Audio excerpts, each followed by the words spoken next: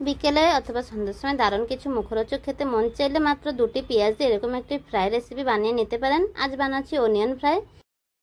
2টি পেঁয়াজ, 4 চামচ কর্নফ্লোর আর হলুদ, লবণ, লঙ্কার গুঁড়ি আর দিয়ে দিচ্ছি এখানে ব্ল্যাক পেপার। সমস্ত কিছু খুব ভালো করে মিশিয়ে নিয়েছি। এবার অল্প একটু জল দিয়ে মেখে নিতে হবে। এখানে বেশি জল দিলে কিন্তু চলবে না, হালকা হাতে খুব ভালো করে মেখে নিচ্ছি।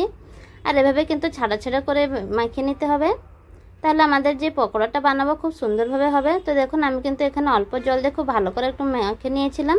এবার কড়াইতে পর্যাপ্ত পরিমাণ তেল দিয়ে তেলটা খুব গরম হয়ে গেলে অনিয়ন ফ্রাইগুলো ভেজে নিতে হবে। আর এভাবে সন্ধ্যার সময় বা চায়ের সাথে কিন্তু খেতে ভীষণই ভালো লাগে এই রেসিপিটি। চাইলে একবার বাড়িতে বানিয়ে নিতে পারবেন শুধুমাত্র 2 থেকে 3টে উপকরণ দিয়ে। আমি এখানে কর্নফ্লোর দিয়েছি, আপনারা চাইলে কিন্তু বেসন দিয়েও বানিয়ে নিতে পারবেন। তবে কর্নফ্লোর দিয়ে বানানোর রেজাল্টটা কিন্তু খুব ভালো আসে আর খেতেও ভালো হয়, ক্রিস্পি হয়। সমস্ত কিছু ভেজে নিয়ে নিচ্ছি।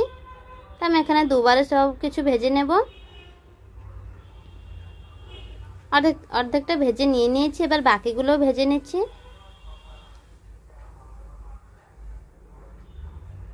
খুব কম সময়ের মধ্যে কিন্তু এই অনিয়ন ফ্রাইটা বানানো হয়ে যায়।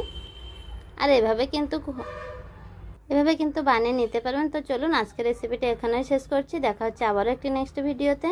সমস্ত কিন্তু ভাজা হয়ে গিয়েছে আর কতটাই ক্রিস্পি হয়েছে।